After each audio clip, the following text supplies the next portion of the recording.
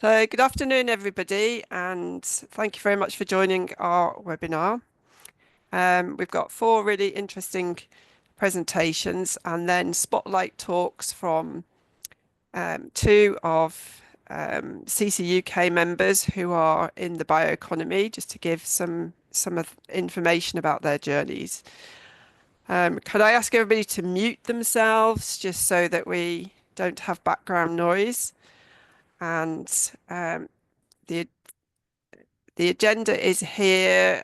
We'll be starting first of all, by introducing Peter Bailey from Co-Create Partnership, and he's going to give his presentation called "What's the Story?" And I'll leave him to explain about that. So I'm just going to stop sharing and allow him to upload his slides. Okay, can you see those? Yep, we can see those. Over to you, Peter. Thank you. Okay, so what I'm going to talk about is how you translate sort of bio-ingredients, biotechnology into winning products using what we call storytelling. And my thing's not moving. There we go. Yeah. So for a start, you will have your great technology, which you are very, very proud of. But if you've ever been to in cosmetics or any of these major cosmetic fairs, if you like, or if you go into the supermarket, there's a lot of ingredients out there, and the customers and consumers are really quite confused about what do they choose and why. And you may have great data, you may have great clinical data and scientific data. It's just too complicated. People haven't got time to actually sift through that. So, in a very, very complex world, we'd say that stories actually provide you with great leverage to give you a shortcut into people's minds. So the challenge for you with your ingredient, your technology, or whatever, is to build this bridge between the customer and your ingredient using creative, effective storytelling. So, connecting them, make them intuitively feel why you're talking to them, what that ingredient will do for them, and why. Why do we use stories? Fundamentally, humans communicate via stories. They don't talk about models and data. In your everyday life, in politics, in day-to-day interactions, we all use stories to communicate information. We don't talk to our friends about data. We don't talk to them about information. We talk about stories, the beginning, middle, and end. And in this case, the story keeps the consumer as the hero. So most stories have a hero who wants to do something, wants to achieve something, wants to be somewhere. And the product or the technology is the mentor, the enabler who helps the hero achieve their end goal. And using storytelling principles, we build the experience of the total consumer journey from where they are today with their needs and their desires and their hopes into a happy ever after where they have a product or a mentor that helps them achieve what it is that they are trying to achieve.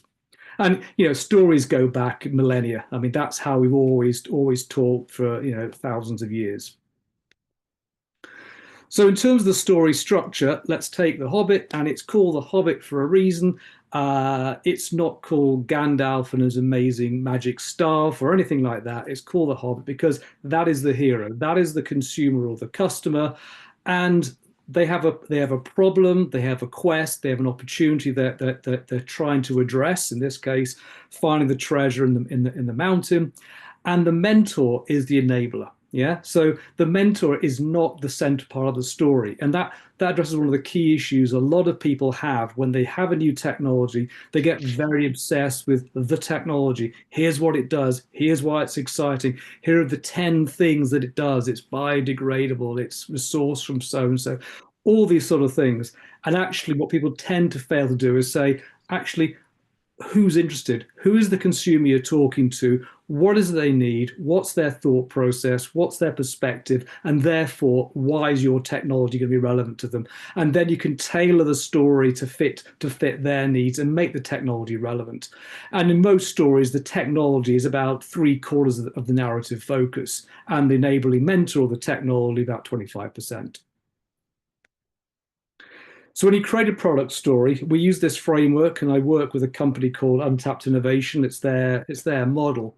you start off with the consumer wish. So again, we've got other heroes here, and you recognize them from very famous stories. And on the right-hand side, you can see their respective mentors, and you understand the relationship between them. So you start off with the consumer wish. You do a deep dive into, what does the consumer want in their life that they haven't got already? Why do they want it? And it's an emotional need, it's a functional need. Then the next step is a really pivotal stage, which is called the unlock. So what? So why can't they get it already? If there's already a solution, then why are you working on it? Or, is the solution suboptimal? Or is there something about the solution or something about the current products that don't address a need that you've identified? Really, really important, because without that, then your technology is really, well, who cares? Yeah. So we spent a lot of time on the left-hand side unlocking the consumer need and why they can't get it. Then we look at the breakthrough innovation. Yeah. So then we work with R&D groups and really delve into tell me about technology in terms of what it does, the mode of action, the sourcing, the way in which it's made. What's unique, what's exciting, and which of those attributes relate to the consumer need and the unlock. And then once you've delved into that, you can then identify, all right, what is the new consumer experience? What's their happy ever after? How is their life better? And then by creating that whole arc, you create a very sort of complete story with a starting point, a middle, and an end. What does it mean for R&D? It means you've got to utilize your left and right brain. So the left brain, most scientists are very logical. So while they're good scientists, you're analytical, you think through things linearly, it's very factual, it's very consistent and robust, which is great. That's what papers are all about. And without that, you really haven't got anything. But what this starts to encourage scientists to do, where some people aren't, need that opportunity, is get into the creative, the intuitive, the artistic, the non-verbal, emotional languages, looking for analogies, for metaphors. Yeah. And what you need to do is you need to bounce backwards and forwards, take your piece of data and say, how do I explain this to a marketer? How do I explain this to a consumer in a way that's consistent with my story theme? Yeah. So it's quite a challenging way of getting out from the left brain into the right brain and then feeding back. Does it make sense? Then we go into the product design framework. So once you've actually got your story, you can then actually map the different ingredients and work out the role they play within the story. So if you look at any formulation, different ingredients play different roles with respect to telling the story. And very, very simply, on the horizontal axis, I have what I call the benefit delivery, the technology impact in terms of delivering a measurable or perceptible benefit. Yeah. So in the case of hair care, which is my primary background, it might be that you have ingredients that make the hair feel smooth, soft, and manageable. Yeah. Unfortunately, most ingredients that do that aren't terribly interesting to consumers. So in hair care, it's silicones, it's polymers, it's guar. And you can try and make those sexy, try and make those interesting, but it's quite difficult. We have tried before. On the left-hand side, you have what I call sex appeal, consumer appeal. So on the high area, it's ingredients that engage consumers. These are often trend-related ingredients like argan oil. Very often people put in ingredients that simply, it's a wheat protein. It doesn't actually do anything, but it contains wheat protein. And people can develop a story around that. And basically, you combine the delivery of the perceptual benefit with your high consumer appeal ingredients to make a total product claim. The interesting area for me is the middle box, where you get functional ingredient claims. So ingredients that actually do something to the skin or the hair, either as an ingredient in themselves, or even better, as part of a full formulation. So the product with X delivers a measurable benefit or a clinically measurable benefit. Now, I have put in the top right the crock of gold. If you've got an ingredient that's incredibly innovative and sexy and consumers kind of get, and it delivers a great benefit, then you're away at the races. Rarely does that happen. So more often than not, you're combining your functional ingredients, which are hard to communicate, with some kind of claims ingredient that excites and engages with consumers. So a good example here, let's talk about a strengthening or anti-breakage conditioner. You will basically deliver the anti-breakage benefit through superior lubrication of the fiber. You make the hair easy to comb through. There's less stress on the hair fiber, therefore there's less visible breakage, and that's how consumers perceive stronger hair. You're not actually strengthening the hair, you're just delivering the symptoms of stronger hair through silicones, surfactants, and such like. Quite hard to communicate. So then you let's say, well, what else could I put into it? And you might say, I'll put keratin as an ingredient. Now, keratin in itself won't actually do anything, but people are related to hair, and you can build a story around that. More interestingly enough, if you take something, and I've chosen Crodus caravis as an example, it's an ingredient, it's bespoke, it's proprietary, you can put into a conditioner, and you can actually measure the impact of caravis on fiber strength. And this is an interesting ingredient. It's a combination of a protein and a silane. It penetrates in, and you can build a story about why this is cool, why it's interesting. It's not delivering the consumer benefit, the consumer perceptual benefit, but it's delivering the story. So finally, a quick case study. K18 have done a fantastic job about building a range around an ingredient, which is their K18 peptide. They've got quite a nice story here about their damage shield product. You can see it. They talk about pH balance and what it does. But if you look at the ingredients, what I've highlighted in blue are what I call the functional benefit delivery ingredients. And these aren't anything extraordinary. These are surfactants that we can already buy. Maybe there's a bit of mixing together that they do that makes a particular sensory profile. Ones in black are things like preservatives. The ones in red, though, are the store ingredients, particularly the K18 peptide. So you can map this onto the framework, and you can see that panthenol's in there. They don't talk about it. Doesn't actually do anything in a full formulation, but there could be a story that you might want to build around that. The oligopeptide, I'm pretty confident that K18 in the labs, they'll have demonstrated a functional measurable benefit with the peptide penetrating the hair fiber and measuring some property that would connote to enhancing strength of the hair fiber. They may even have a benefit from the full product. Highly unlikely, though, in my view, that the oligopeptide will deliver a consumer perceptual benefit.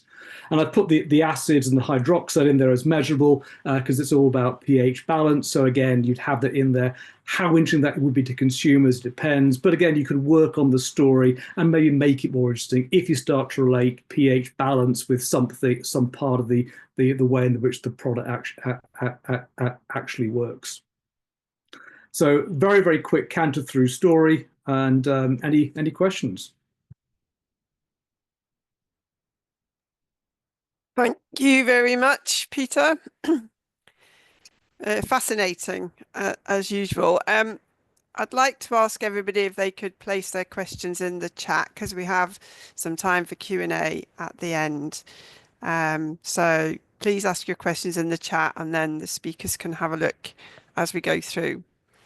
So Peter, if you could stop sharing. And then I'd love to invite Michael Burnett from Innovate UK to give a presentation. We asked Michael from Innovate UK. He's very interested in the bioeconomy, and I think it's a great privilege to be able to interact with somebody from Innovate UK with this audience. So over to you, Peter. I mean, sorry, Michael. That's okay. Can you hear me okay? Yes. Okay. Can you see my screen? Yes. That's great. So thank you, everyone. Hello, my name is Michael Burnett, and I actually work for Innovate UK Business Connect. And what I wanted to talk to you about was the role of accelerating innovation, and beyond that is the importance of developing networks and collaborations. So Innovate UK is part of UK Research and Innovation, who has responsibility for all the other research councils whose logos are on that screen. Now, I'm not sure if everybody's familiar with Innovate UK, but Innovate UK, they are the UK's innovation agency. And for most parts, those people who do interact with Innovate UK, they probably best know them for providing government grants for projects which are business-led, looking to take late-stage research to commercialization. And what's probably less known is maybe some of the other work and activities they actually do to actually lead towards that investment. So there's a lot they do to look at things strategically and working with communities to develop the direction of travel that's needed for the UK's benefit. But there's also then activities around bringing the right relevant organisations together, and that's where the Business Connect function sits and resides as one of the products and services within their portfolio. So what we try to do as a function is to bring people together. We work with academia, we work with SMEs, all the way through to large multinational organizations. And we're trying to bring all these organizations together to find the right collaborations for projects, find the right partners for people to take their innovation and accelerate the speed at which they can do that. Because we realize often the answer is working across different organizations is needed to really make an impact for the world that we're trying to live in and what we're trying to do. When we've got such big step changes we're trying to do, we need to do that. So we will bring people together within sectors and within sort of with existing networks, but we'll also try to bridge across supply chains and these value chains, trying to find out whether there's better ways to actually implement these changes. And I'll go into that in a bit more, but we really see the importance for bringing people together to partner for the projects they're working on. And so Business Connect, I sit within the chemistry industrial biotechnology team. We're a team of 8. I've actually got my colleague here, Raj, who's joined the webinar as well, and his background is in industrial biotechnology. Mine is in process engineering and working on large-scale chemical plants. So as a team, we can cover different aspects of chemistry, we can cover different aspects of industrial biotechnology, and we also have an expert on engineering biology in our team as well. So within our own team, we can help people reach out to those who you normally won't necessarily get a chance to meet or aren't aware of. So if you're starting out in this industry or you're starting out on expanding your networks, we can help within that. But where it really gets interesting as well is that all these other sectors, we've got experts in our within Business Connect that can reach out, and we've all got our own networks and our own expertise, and we can help with that.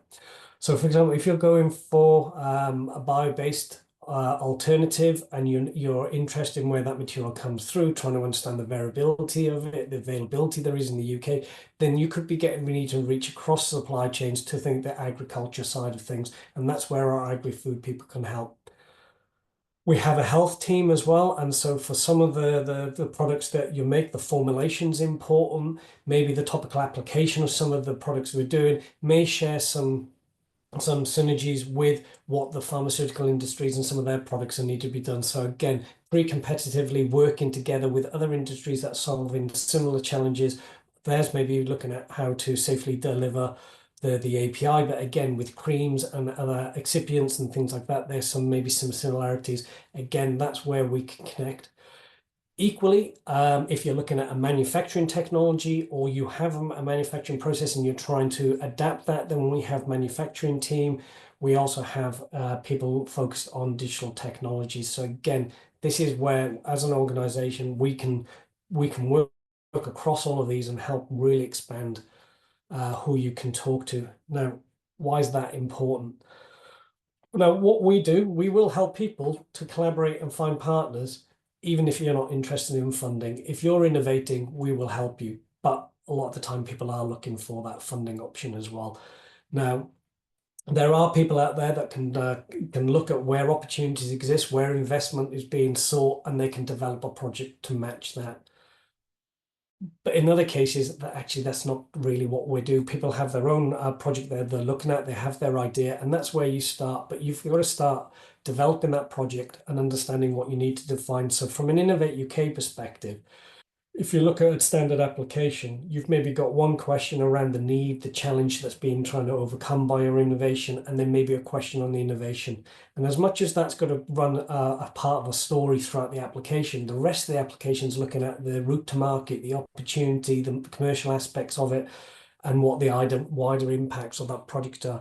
So to understand that, you've got to start early, build the business model. And if you're doing a project that's going to be happening anyway, it's what you're passionate about, developing the business case, looking at what all these different aspects really are important anyway, and it will help you fill out your application. But the big thing really, Don, is figuring out who you need to work with, who's going to help you, and how you can take that project forward.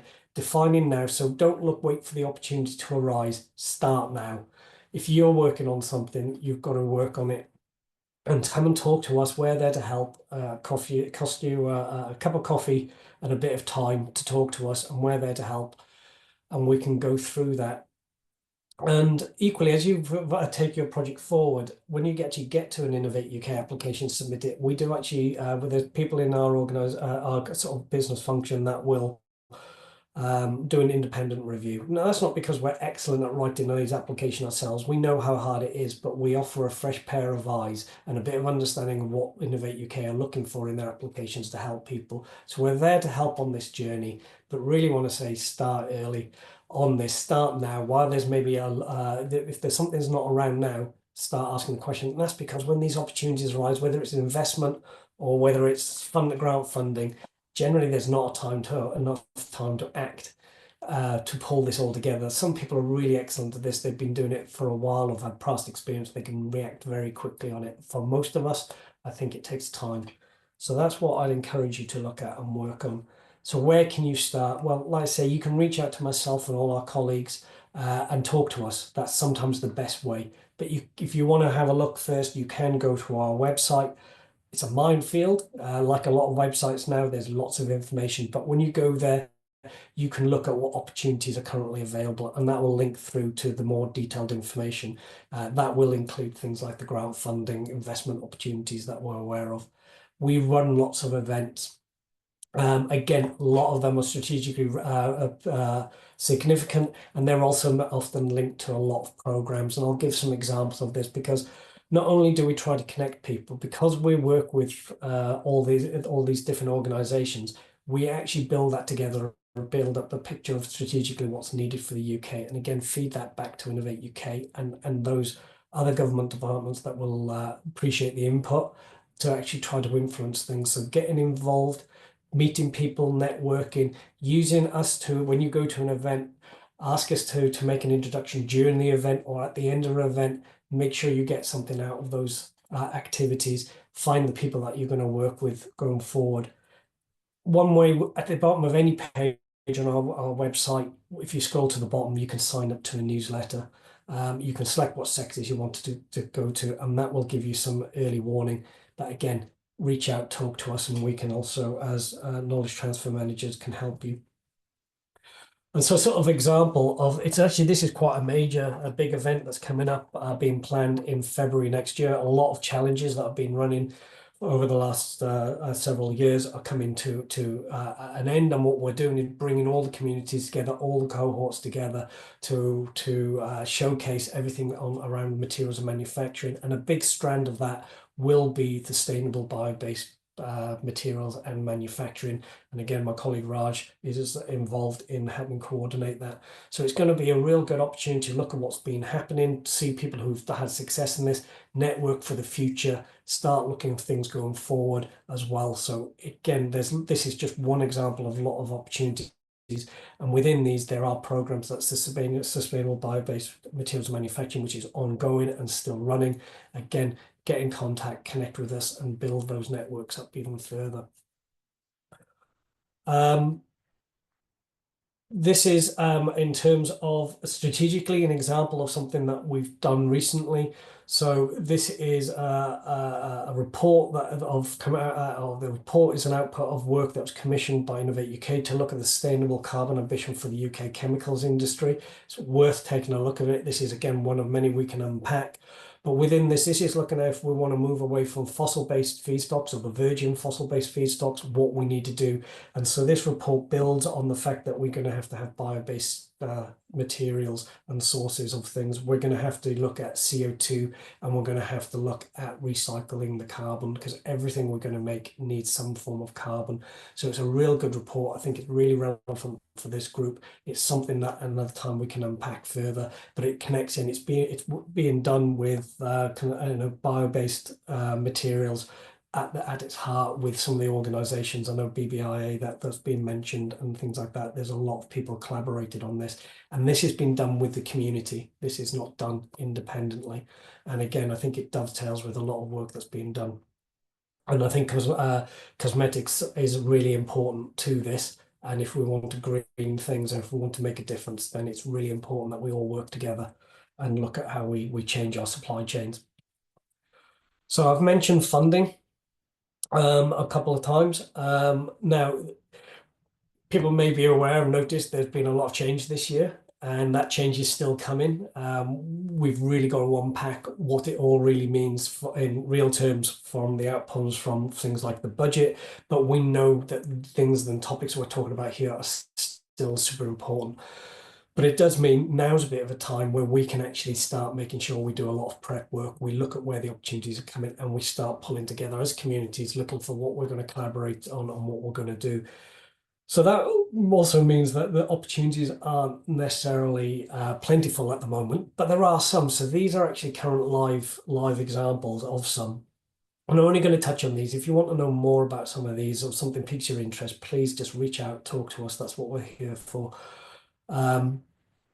But one thing, years ago when I started doing this role, we used to get formulation competitions. We used to get competitions which were shouted out and screamed it's for our sector. They're now a bit more broader than that, and actually we're there to also try to help unpack what competitions might be relevant.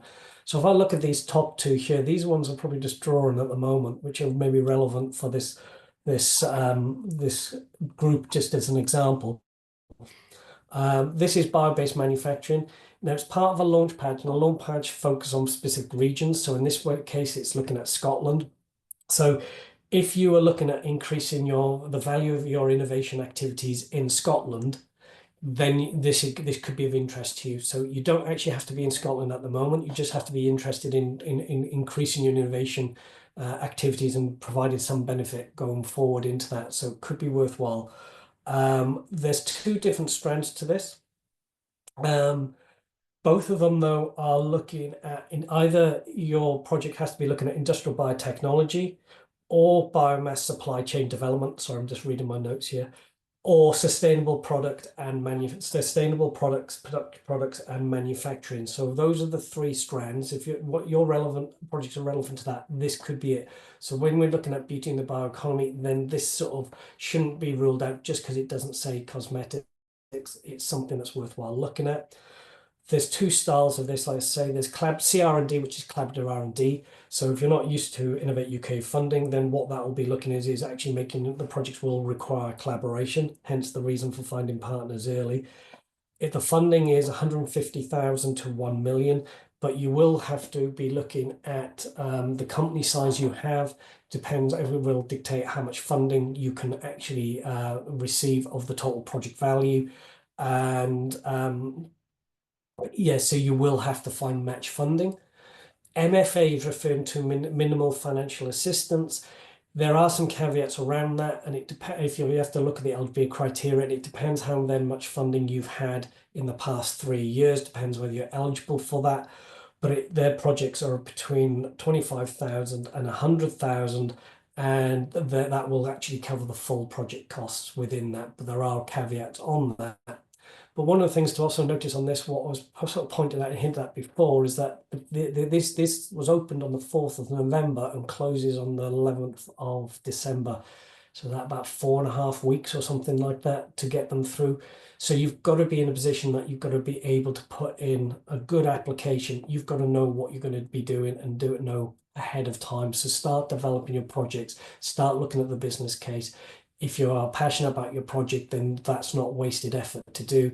When the opportunity comes up, then you can act quickly. And that's what I really wanted to leave as a note. There's some great opportunities coming up. There's certainly a need to switch products and ingredients to take advantage of bio-based materials.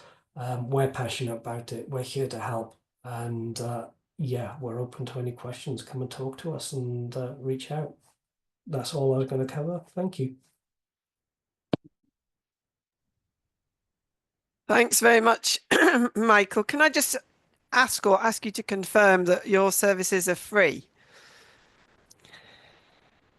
Right, yes. So yeah, I'm trying to think. The wording that we say, we're free at the point of view. So we're underneath Innovate UK, so that the funding's coming, we're funded and cover, our services are covered by Innovate UK. So yes, to anybody coming to talk to us, there is no charge for what we're doing. We're not we're in our Business Connect part of it, we're not consultants, we're advisors. So and that's what we're there for. So yes, please, there is no harm coming to us. It's probably just a bit of time.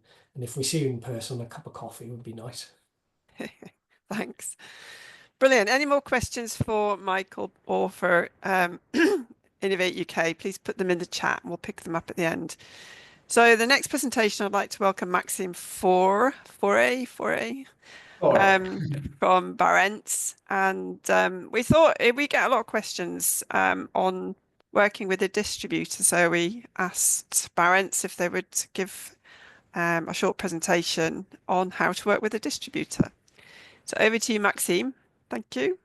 Thank you. So hello everyone. I'm really happy to be there with you and to share some of my knowledge about how to work with a distributor.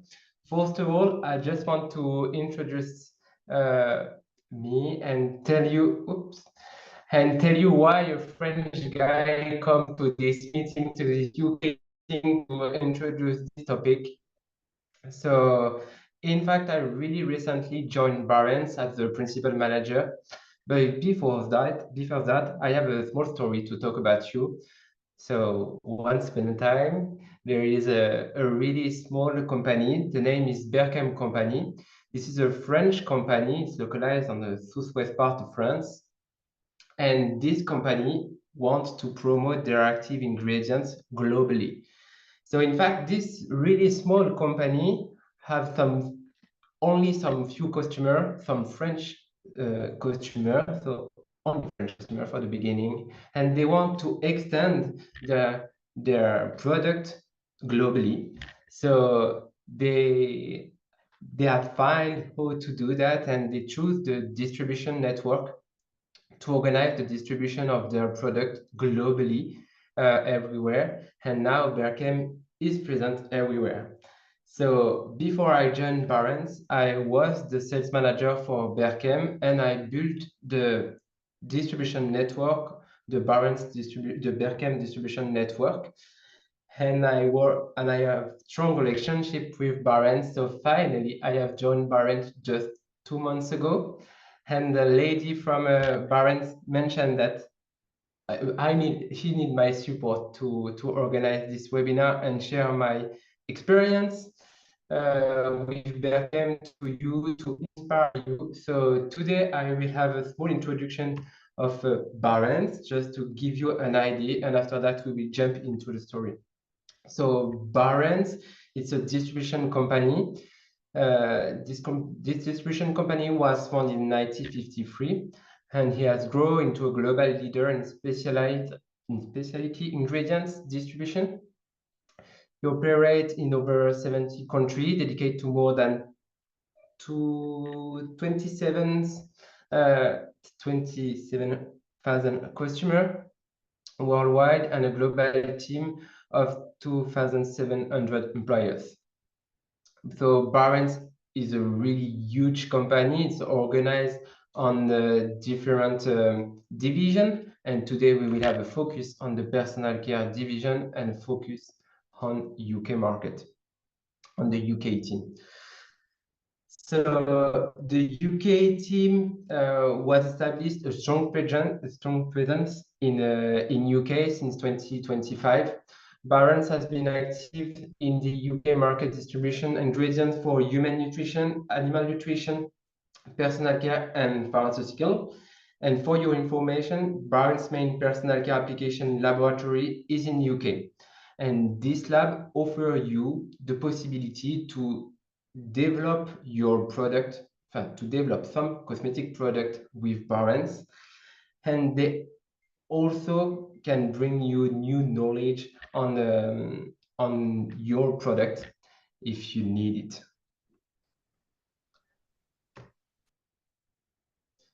So for me, a distributor is your partner. So you need to build a partner relationship. That's the really main things. Why you can do that and how you can do that. You have to do that to improve your market presence where the people don't speak your language, where the people don't have your knowledge, and you have to use the knowledge of your distributor to be present on the right market.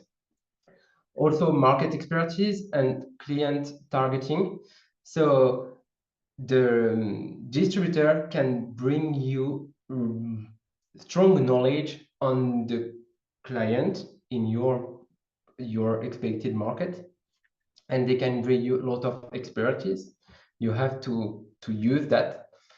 And finally, you have to build a strategic partnership with your distributor. So first, the market presence. So as a distributor, we are a distributor and we play a crucial role in extension your influence and provide access to new markets. We have a large and well-trained sales force operating across various regions within our territory, and our team is highly experimented. In fact, our team have the knowledge on your product, but also the knowledge on the other ingredients that you use to formulate your cosmetics, and the distributor can bring you all this knowledge, and they can combine your product with all the other products that they have in their portfolio. So the distributor has strong knowledge and they are present everywhere. For example, you have a screenshot of our presence in EMEA. So in all these countries, we have people who are experts, and they can support you to sell your product in their country. And they speak the native language in their country, in this country, and they can help you and provide you succeed in this region. Our local expertise, so it is something really important for me.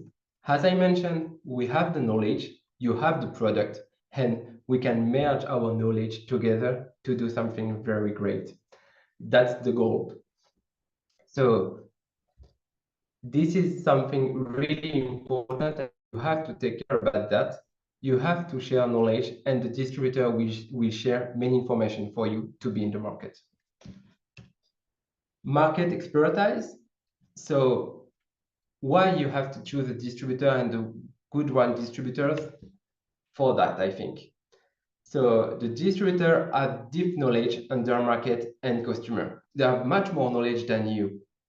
Most of the time you have knowledge on the biggest customer and you don't take care of the small customer, or sometimes you just have contact with some few customers, but the distributor can bring you to the next level and bring you to other customers that you don't take care or you don't have contact with them. And with the distributor, you can filter and prioritize your leads. So that means the distributor have, at the beginning, we know you have to train the distributor to give them the knowledge about your product. And when they have the knowledge about your product, they can give you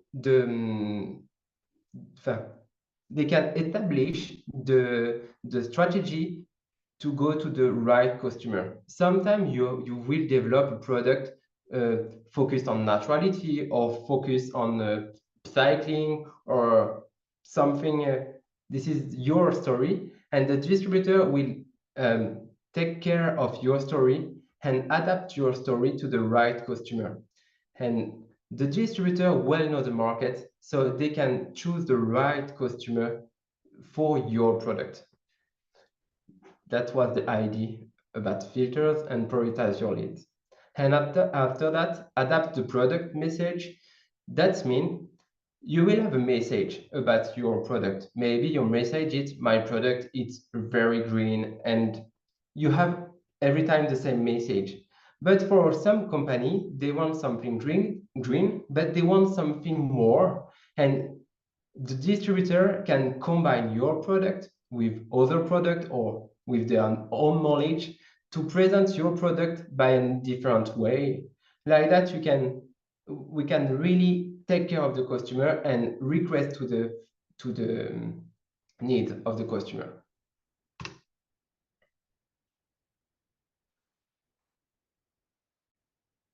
One more thing, the distributor can also go into the niche market. As I mentioned, we have strong knowledge of the local customer. So if your product are really specific, we can select the specific customer and go on to this niche market. We can build relationships with every kind of customer, the small one, the medium size, and the big one. You know, most of the time, the small one company are just the startup, have a new expectation for the market tomorrow, and they are at the beginning of the next generation, the next train generation. So if you have a distributor, you will be in contact with this small company, with this startup, and like that you can manage your next evolution of your product, and your product can be more the next train on the market. Market expertise and growth potential. So our expert on the market know the price, know many things on the market, and we can combine the knowledge of the sales team to adapt your price and to be at the right way on the market. So a distributor acts as a strategic partner for producer by combining their deep market knowledge with target customer insight. This ensures that the producer product reach the right customer at the right time. That's the main things.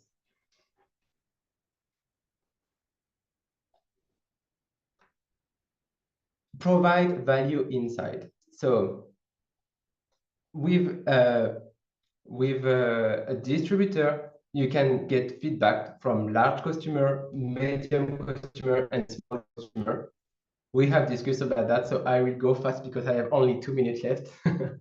You can identify the emerging trends, and you can build the gap between the producer and the customer. That's the main things. That means with a distributor, you will have the bridge between you and the customer, and the distributor can fill this gap. The distributor also can provide many things like regulatory.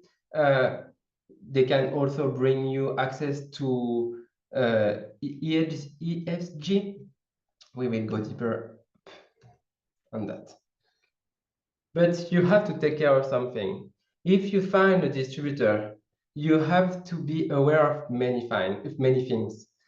The first thing, you have to find the right distributor. So if you develop a very technical product or technical product ingredient, you need to find a technical distributor. That's the main thing. You have to find experts to sell your products.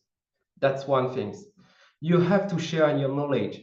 You have developed your product, so you have all the knowledge on your product, and you have to share this knowledge to the distributor to be sure that the distributor can share your knowledge and your information to the market.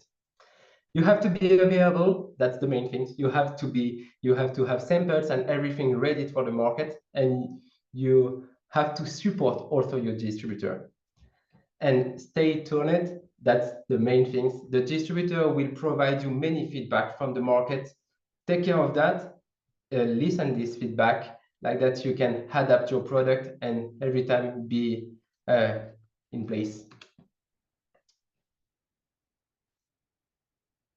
And just for you, distributor can provide many things, technical support, marketing support for you. They can also give you technical expertise. In UK, we have labs, so we can help you to formulate. We have an ESG team, so we are really deeper in this trend. Environmental, social, and governance is really, really important for us. We have a regulatory excellence center also, so we can help you to be on the market. If you want to go in the Chinese market, it's really different than the UK market, and our global regulatory team can support you. We have a global supply chain, so we can sell product everywhere, and a global sales team. That's the main things. So thank you for listening to me today, and don't hesitate to ask your question, and I will answer just after.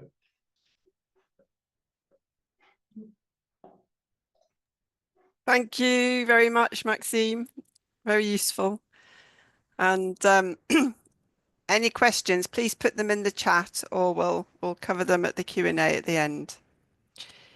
So moving on to our last presentation, in terms of the main programme. So I'd like to introduce Katherine Wright, who works for Adamson Jones, that's a division of Gately.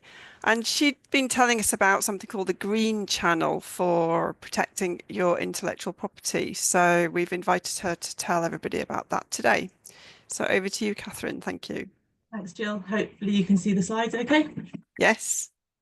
Well, hi, everyone. Like Jill said, I'm Katherine Wright, and I'm going to talk to you about what the Green Channel at the UK IPO is and how you can make use of it. A brief introduction to me first. So I'm a patent attorney. I've got a chemistry background, worked on a wide range of technology, including working and giving IP advice to one of the UK's leading health and beauty retailers. As Jill said, I work for Adamson Jones, which is a firm of patent and trademark attorneys with a wide range of technical expertise. And we're also part of the wider Gately group, the wider Gately legal group, so we've got access to that breadth of legal expertise. I'm here to talk about the Green Channel today, but to really appreciate the ins and outs of that, it does help to have the bit of basic knowledge about patents. I'm not going to go into detail on the patenting process, that would be a whole webinar in itself. But for anyone who's unfamiliar with patents, I'll give you a quick overview of what a patent is and how they work. If you already know all this, let your mind wander for a minute. So first of all, a patent is a powerful legal protection that you can get to protect a new and inventive technology. This might be something like a new product, a new formulation, a new method of manufacture. The second important note is that it's a territorial right. So you can have a UK patent, a US patent, and so on. There is no such thing as a worldwide patent. Having said that, as of the last few years, you can get a unitary patent, which does cover 17 EU countries in one. The Green Channel, which I'm talking about today, only applies to UK patents, so patents that just cover the UK obtained through the UK Patent Office. The legal power of a patent is that you can use it to prevent a third party from using your technology, the technology that's protected by the patent. By using it, it means making, selling, or importing your protected technology. So while this is the benefit of patents that most people think of, aside from this, a patent can also be an important tool in attracting investment. It demonstrates that your technology is new, but it can't just be taken by someone else. And a UK patent specifically can also help you to claim a lower rate of corporation tax on profits which are covered by on profits from a product which are covered by a UK patent. So why are we here today? As I said, a patent is a powerful legal tool, but obtaining one is a fairly lengthy process. It depends a bit on how quickly the UK Patent Office processes and examines your patent application, but obtaining a UK patent normally takes between about 3 and 5 years. Sometimes this isn't a problem. It can be the right thing to let it take that long. But sometimes it's desirable to speed up the process, which is where the green channel might be helpful. So using the green channel, it has been known to get a patent application granted in under a year, which you can see is a huge acceleration compared to what it normally takes. So the green channel, at its heart, is a process for accelerating the processing of patents, specifically patents that relate to an technology with an environmental benefit. So it lets you get that patent granted more quickly. You might be thinking, this isn't relevant to me, my products don't have an environmental benefit. But the net for what is classed as an environmental benefit in this context is really quite wide. Perhaps you've got a new manufacturing method that's more efficient, so saves energy, or which reduces undesirable byproducts or reduces waste in the manufacturing process. Maybe you've created a formulation that doesn't need to be applied as often, so lasts for longer, or that uses recycled or otherwise more sustainable materials. Any of these types of benefits and anything else you can think of that has an environmental link to it could mean that you are eligible to apply for the green channel and that accelerated processing. We're just going to have a quick look at some real life examples. So in 2023, there were over 19,000 patent applications filed with the UK Patent Office. Of those, only 560 applied for the green channel. Given the current global focus on sustainability and reducing our environmental impact, it's likely that many more than 500 of those 19,000 applications did have an environmental benefit. Now, in a lot of cases, they might have decided against accelerating prosecution, and we'll look a bit later on reasons you might not want to. But in many more cases, it may simply be that they were unaware it was an option. And it does seem to be a valuable service that is fairly underused. I had a look through the list of applications from 2023. While I couldn't see any cosmetic specific ones, indicating it's very underused in the cosmetic sector, I have pulled out a couple of the more chemistry related examples, just to give you an idea of some of the real technology that is being accepted into the green channel to get that accelerated processing. So first of all, we have an application which related to temperature responsive microcapsules that transition to white and reduce solar gain in hot weather. This allowed buildings and greenhouses to regulate their own temperature without electrical input, so reducing emissions from thermal management systems. Second, we've got a process for the preparation of silicon-containing composite particles. I find this a particularly interesting example because it's a slightly indirect link to the environmental benefits. So it's not the process of preparing the particles or the particles in themselves that have the environmental benefit, but their use and their intended use in improving lithium-ion batteries, which are of course really important in electric cars. Third, we've got a foam composition comprising partially hydrolyzed collagen, which reduce petrochemical content, obviously reducing reliance on crude oil. It's a fairly critical issue at the moment. And finally, an environmentally friendly electrolyte additive for use in the production of hydrogen. So that's 4 real examples of patent applications that were filed in 2023 and that were accepted onto the green channel for accelerated processing. So you can see quite a range of reasons there, and the reasons that you give for accessing the green channel, they do need to be real and plausible, but they aren't examined by the Patent Office. The Patent Office doesn't come knocking to check that their validity. So why might you want to accelerate processing? If you remember the benefits of patent protection that I mentioned earlier, the short answer is so that you can access those benefits sooner. I said that a main driver of getting patent protection is to deter potential infringers. So while your pending patent application does give you some provisional protection against third parties copying your technology, you can only enforce those rights once your patent's granted. So if you're aware of a competitor snapping at your heels, you might want to get patent protection in place more quickly. Even if there isn't an infringer in the wings, if you work in a crowded marketplace, then having patent protection might help to deter third parties from infringing your rights, from even attempting to make that product. I also mentioned the patent box earlier. In order to access the patent box and a reduced rate of 10% corporation tax, which you can get on products which contain at least an aspect of the product that is patented, then you need a granted UK patent covering at least an aspect of your product. Just a patent application isn't enough to access those patent box benefits. Finally, I mentioned that a patent can help to attract investment, and a granted patent often has more clout than an application. A granted patent's been examined by the Patent Office and deemed valid. So are there any downsides to accelerating your patent process? Well, depending on the circumstances, you might not want to. One of the main situations you might not want to is if you're still actively developing the technology. So you might still be working, you might have a range of possible active ingredients, but not have chosen your specific active ingredient. That kind of situation. If there are still several directions that you could go for your commercial product, it might be possible for your patent attorney to draft your patent application broadly enough to cover them all. But ultimately, during prosecution, it might be necessary to limit that application down to one or two aspects of the original scope.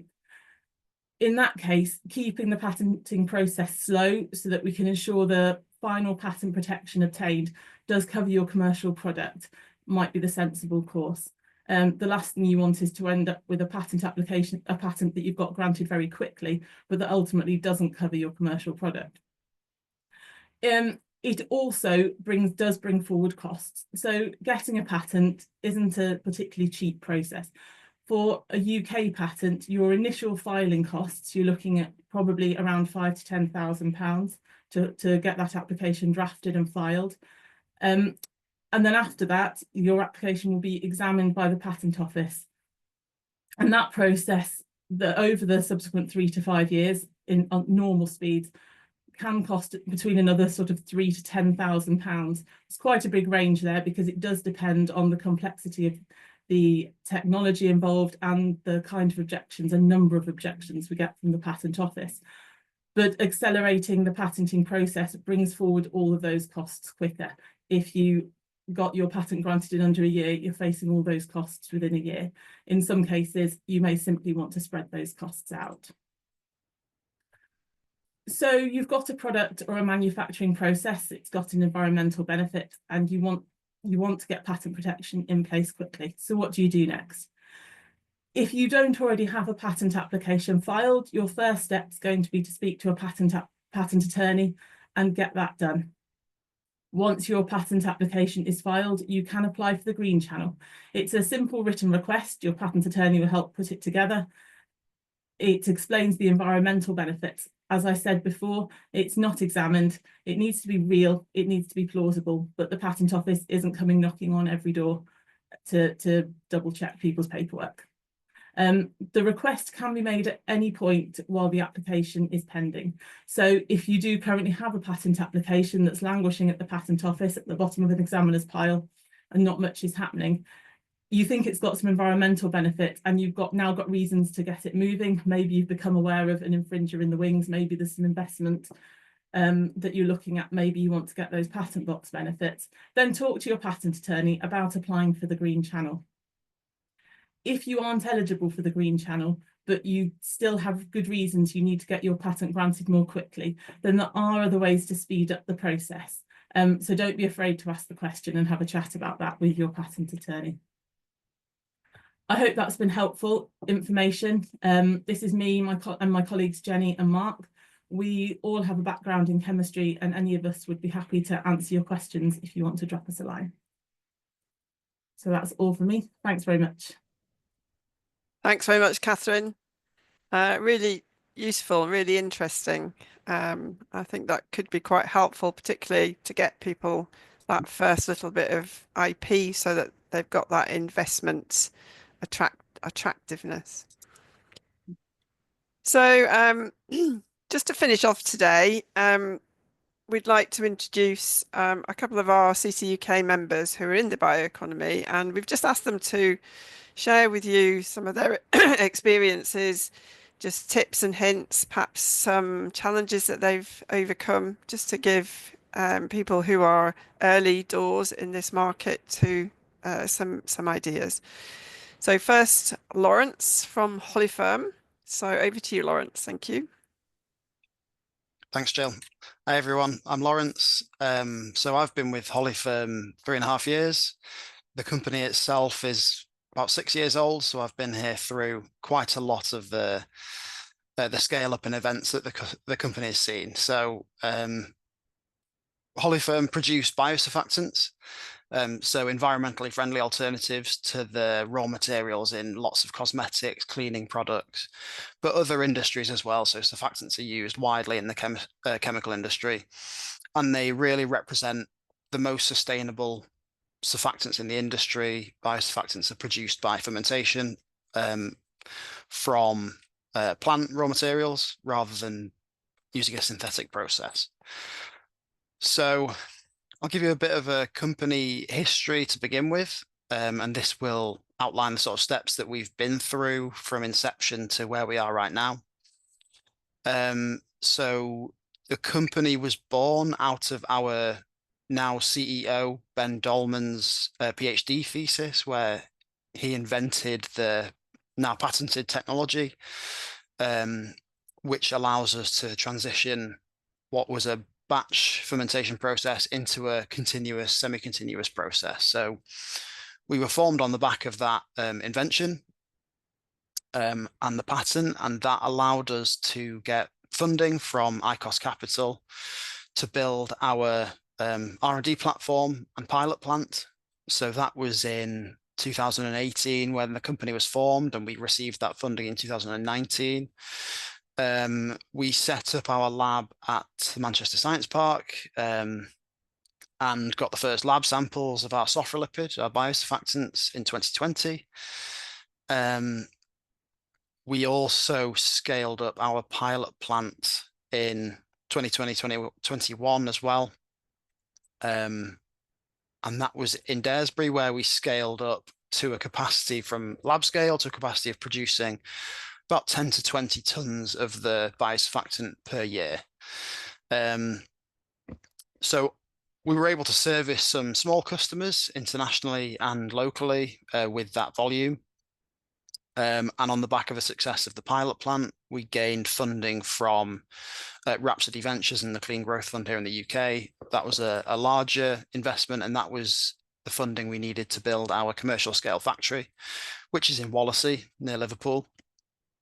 That factory opened in early 2023, and we've been improving the process and stuff since then. So where we are now is we have that factory in Wallasey up and running. We have a capacity of 1,600 tons of our sofrolipid per year.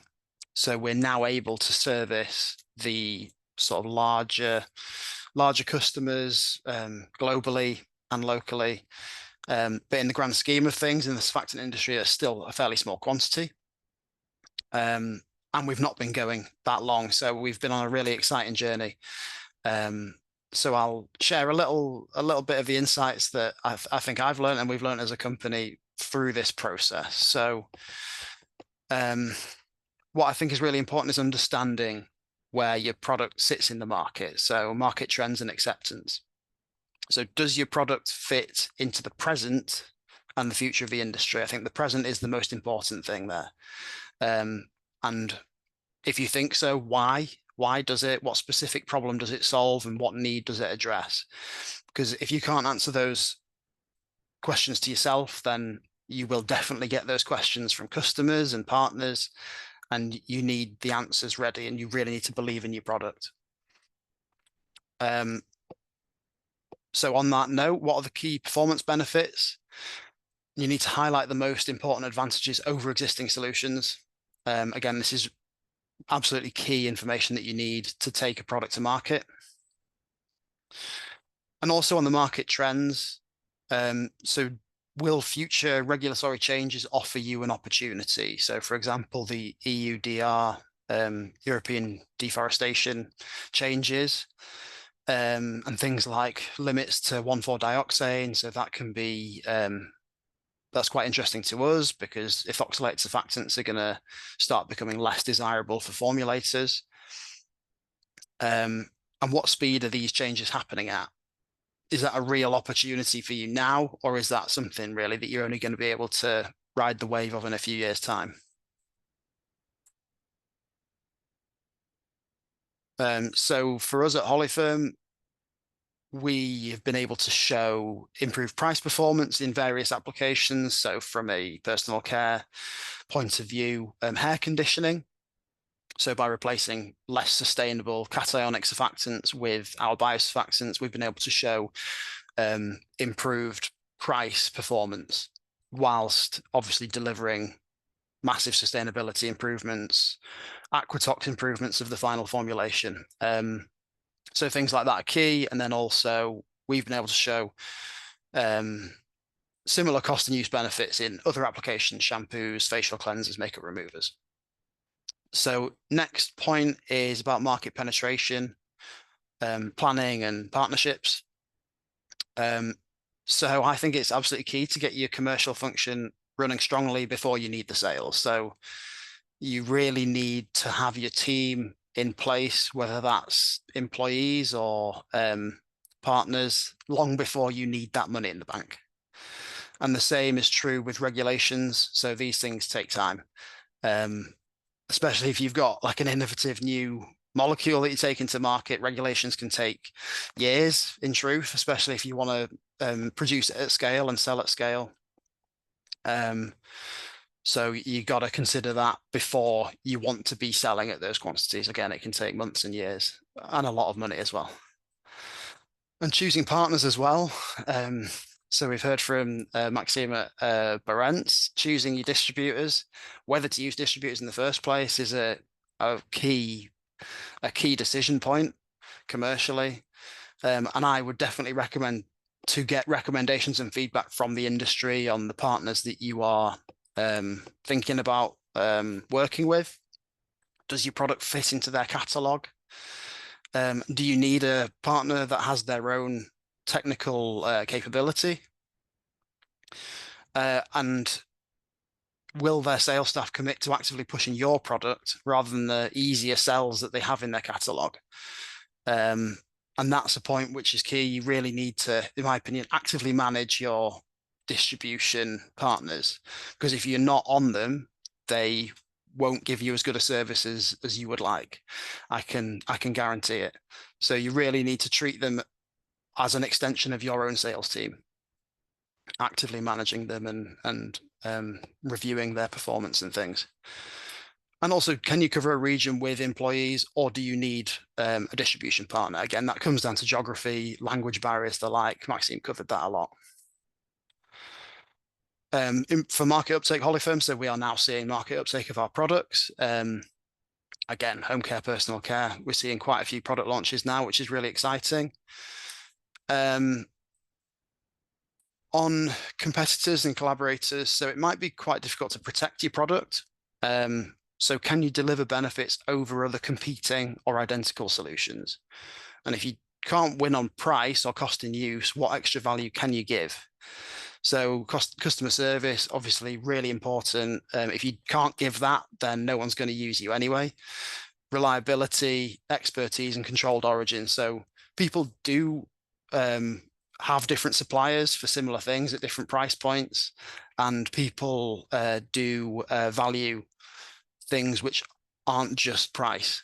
So you need to make sure that you're delivering on the other things which surround your product. For us, we've luckily got an excellent technology, really elegant production technology, which allows us to be competitive on price, especially against other biosurfactants in the market. And at scale, we will be, parity or beating other surfactants in the market, bio-based and synthetic. But obviously, at the moment, we're still relying on our partners, we're still relying on our customer service and our skilled sales staff to make those connections whilst the market adopts our product. And another key thing is you've got to know your scale up strategy and get funding in place ahead of time. So we've got a really ambitious scale up strategy, and as a fairly small company or a growing company, you have to get your funding strategy in place. I would definitely recommend looking at grants like we've heard today, grants and investments. You've got to get that plan in place up front in order for you to afford things like building factories. So that's just a few things that I've learned. Hopefully that's been useful, and yeah, any questions, I'll stay on. Brilliant. Thank you very much, Lawrence. Yeah, very interesting. Very interesting. Okay, and then finally to Ben from Sunbear Biofuture to do something similar.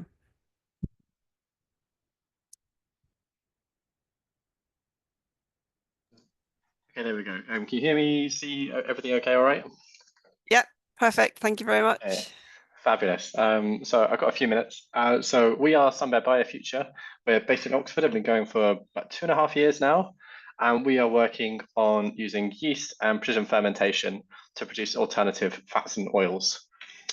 So what does that actually mean? Well, I think the sustainability argument is probably the one that I need to explain the least, especially to the audience in here. But when we think about tropical oil specifically, and we think about like the palm oils, the cocoa butters of the world, the CO2 footprint is enormous. And the reason for that is because of deforestation, peatland loss. That in itself is a big issue, and that's something that the industry is very well aware of. The reason why we're here and we're working in this space is because this industry is expected to grow massively over the next 10 years. So even in the next 10 years, it's expected to grow by around 40%. And that has to come from somewhere. Like there's no alternative existing technology out there that's going to allow you to do that without causing more deforestation, more peatland loss. And because these products are so ubiquitous, it's going to be a massive challenge to try and find alternatives. Like there isn't a drop-in substitute. And so that's where we really come in, as we say, we produce fats and oils from yeast and precision fermentation using significantly less land, producing significantly less carbon emissions, and use that as a drop-in substitute for existing products out there that we can sell into food and cosmetics. And so that was our first sample on the right-hand side there that we got about 1.5 years ago. So yeah, it feels like a long time ago now, but then seeing Lawrence's presentation, there's still a long way to go. In terms of how like we market this to everyone, I think the key thing for us, and this I'm sure will ring true with many people, is like we're currently at pilot scale, and we are planning our demo scale. So we're talking tens of thousands of liters for end of 2025, early 2026. Even at that scale, you can't compete on price with other things out there. And so we have this roadmap of different products that we're looking at. We're starting with this Melio oil product, which is our higher value oil product, which we know has a lot of benefits, which I'll talk about in a sec. But we want to really be starting to compete with things like cocoa butter at scale, and ultimately then things like palm oil, because we know that palm oil alternatives are much more expensive. But then, yeah, the first takeaway I think from our side is that you need to have this roadmap mapped out, as Lawrence said. It's that like your price point is going to change as you scale, and you need to know how you're going to engage with customers as you go through those different price categories.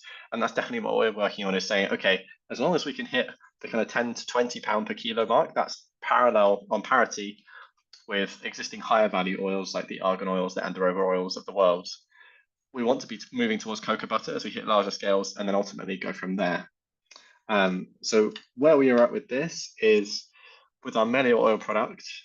We've tested it in various different final formulations and are pretty happy with the results of that. And we know that also the yeast gives additional benefits, being high in antioxidants and polyphenols. So it actually is quite nice from like a health and functional perspective. And we're doing a lot of the regulatory requirements on this now. But again, the key thing for us is like, it's doing the work now, even though we won't be selling large quantities of this probably for another 1.5 years, at least another year, because it's only when we're at scale that we'll be able to sell larger amounts. So what I think the only thing that I might be able to add in addition to what Lawrence has said is really focusing on what the pain point of the customers is. So we heard about storytelling earlier. Sustainability is why we're working on this. That's why we're interested in it. We want to have as big an impact as possible. But for most businesses working in this, sustainability is a nice feature, but the pain points that they have are symptoms of that. And so in our case, it's EUDR is hugely relevant in what we're doing, like new regulation. Supply chain issues are actually the bigger issue. Is that it's fine someone saying I'm going to get sustainable palm oil. It's much harder in practice to actually get a reliable, sustainable, price consistent supply of that. And companies are happy to pay slightly more as long as they know the price point is going to be consistent. Cocoa butter in the last year has seen price increases by like several factors, kind of 3x, 5x, because of this supply chain issue. And that links to the climate change and sustainability angle. That means that when we're going to customers, we're not saying, hey, we have a more sustainable oil. We're saying we can solve all of these issues. Oh, and by the way, it's more sustainable. And these are all the companies on the right who have kind of open innovation challenges in this. So we know that it's a big issue. And then this is the slide that we normally finish with. Come and help us save the sun bears, because sun bears are great. I think the main things from the last couple of years that I would really encourage is, yeah, everyone said on this call about grants and partners. We're not a spin out. Like we didn't start university. We started basically from scratch 2.5 years ago, and we've managed to achieve pilot scale, and we're start moving towards demo scale very, very quickly. The reason we've been able to do that is because we've worked with some amazing partners. We've had a lot of support from Innovate UK. So I'm very happy to chat to anyone who wants some advice on grant applications, because we've had a lot of help with that. And we've worked with some really amazing facilities like Aber Innovation, UCL, the Biorenewables Development Centre, iBioIC. All these folks are amazing for this kind of work, and they will help you get to where you need to be. I say the challenge, so Jill was saying about a challenge that you have. The biggest challenge that we have, and I think will be a lot, is that we are a new ingredient, but not a new ingredient. Like we're producing essentially a vegetable oil, but it's not identical. Melior oil, this product on the left-hand side, is not identical to any existing vegetable oil out there. It's not a drop-in substitute. And so what we're working on now is finding the right partners, the distributors, things like that, to say, okay, we have all of these benefits. How do we slot into particular customers? And once we've got to the final answer of that, you could probably come back in another year and I'll let you know. But that's the biggest challenge for us right now, and is what we're actively working on, is how do we market ourselves with a new ingredient that looks kind of the same as what else is out there, but isn't quite the same. Yeah, that's probably all I've got time for. Brilliant, thank you. And there were a lot of similarities there between your story and Holiferm, albeit you're at an earlier stage. And I know from talking to other small startup companies in this space that, yeah, we hear the same things over and over. So thank you very much for sharing all of that. So we've got time for some questions, and then before you all jump off at the end of the call, we've got a webinar, Beauty in the Bioeconomy Part 2. So we'll give you the agenda and the speakers for that in a slide at the end. So I'm just going to jump on some of the questions that came through in the chat. And thank you very much to the speakers for putting some answers into the chat already. Hopefully those people have picked it up. So a question from Lynn Lang. Are startup models such as social enterprise better supported in the bioeconomy for startup rather than business sole trader? So I guess maybe Michael might want to pick that one up. I'm trying to understand what because I'm thinking I'm trying to understand the question, to be honest. Well, I think social enterprise is where you go out looking for, crowdsource funding, I think. Tell me if I'm wrong, Lynn. But I suppose it's a kind of more community-based startup where you're getting friends and family and everybody to chip in, versus say a more corporate approach to and maybe going through Innovate UK or through an investor. Yeah. I'm not sure. I'm not sure. I'm not sure if someone else can do it. I'm trying to think because I mean, you still need if you're starting up, you still need a model for what you're doing and have an approach for what you're doing. Even if you're doing a social enterprise, I would have thought you'd want to have a targeted approach on what you're trying to do there and the connection, whether it's a bioeconomy related social enterprise or not. I mean, there are. I mean, within UKRI, we have the Research Council for social science research as well. So I think there are different schemes and different options for support. I think there are parts of Innovate UK that will look on the social side of it. So I'm not sure in terms of if you're starting up, I'm not sure within that if you'd still if it's specifically different advice for if it's a bioeconomy related startup or not. Lynn, do you want to unmute and is that answer your question?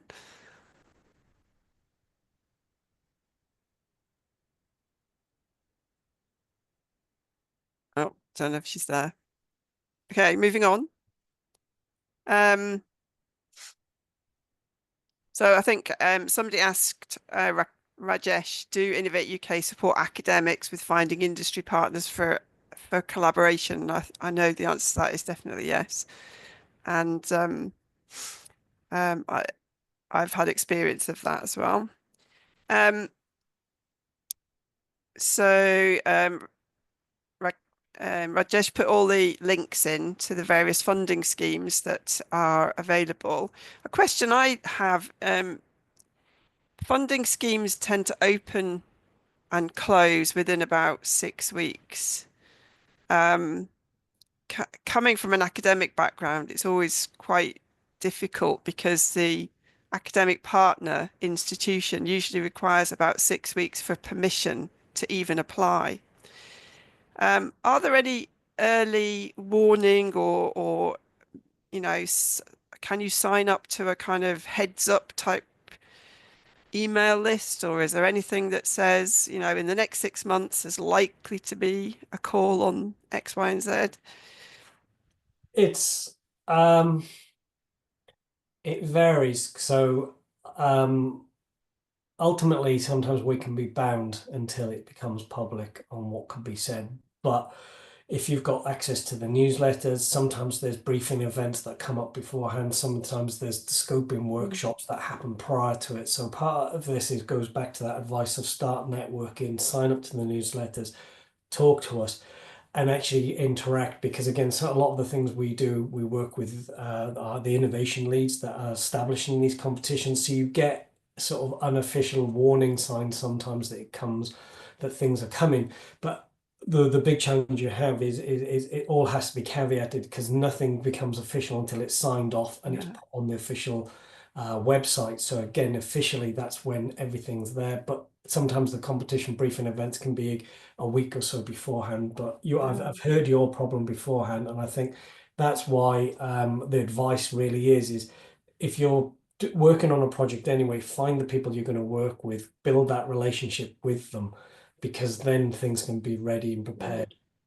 But yeah, you'll never know for definite that something will happen, but you'll get a sense that there's an aspiration, that there's a hope that funding will become available, and it's through that networking. It's really important.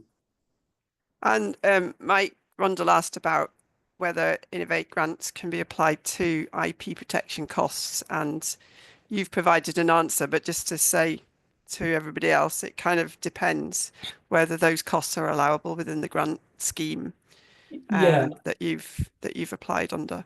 So on if you go to the web link there, there's a section under costs we fund, and what I'd say is that's the general advice for typical competition.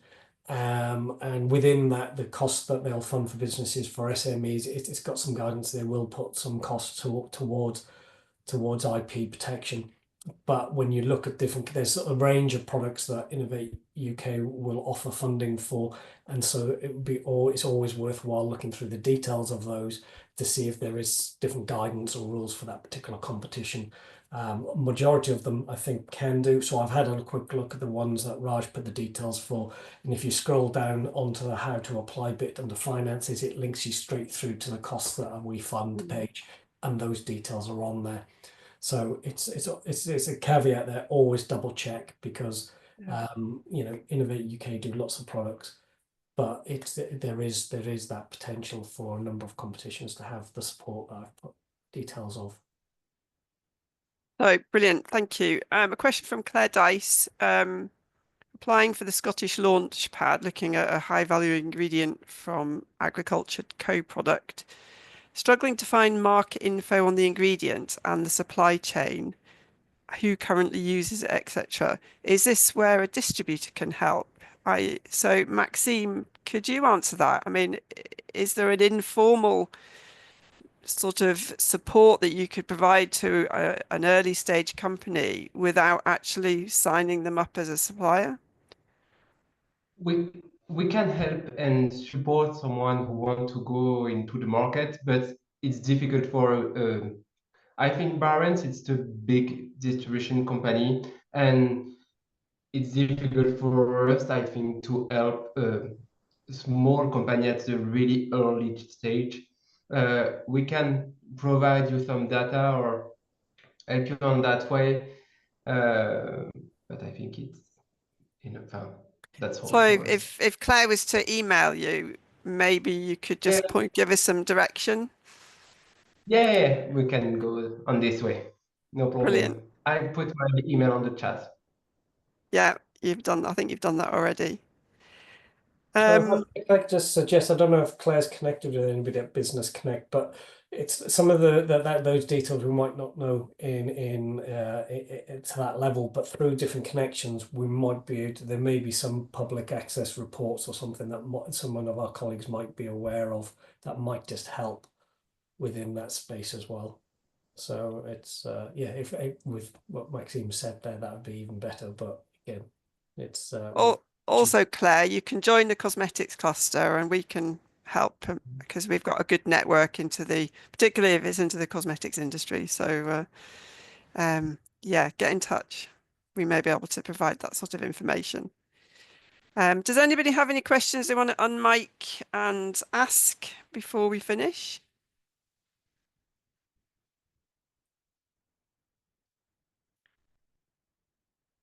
Okay, well, I'm just going to share my slides screen again, just so that you can catch up on the second version of our webinar. So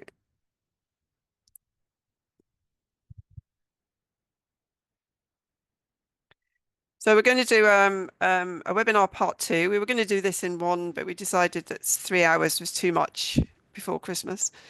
So the topics that we're covering in January the 28th, what beauty brands are really looking for. And we've got speakers from Number 7 Beauty Company and Joe Chidley from the Beauty Kitchen. Joe's a very good speaker as well. What testing is required and maybe also from whom. And Stuart Long from Q-Test, the testing company, is going to cover that one. Certifications and which should be considered. Amanda Isom from Bloom Regulatory will cover that. And there was, I think, a couple of questions in the chat about regulatory and certifications. And then Stuart Eccles from Hepworth Brown is going to talk about how and why should IP be protected, and also possibly why not to go down the patent route. We'll do another spotlight on CCUK members and a Q&A again. So please put 28th of January in your diary. We'll be sharing all the information via the usual channels, and I will also send everybody the link to the webinar today. And finally, just to thank you all our speakers. It's been fantastic, really enjoyable, and I hope everybody has learned something useful to them. So thank you very much and good afternoon.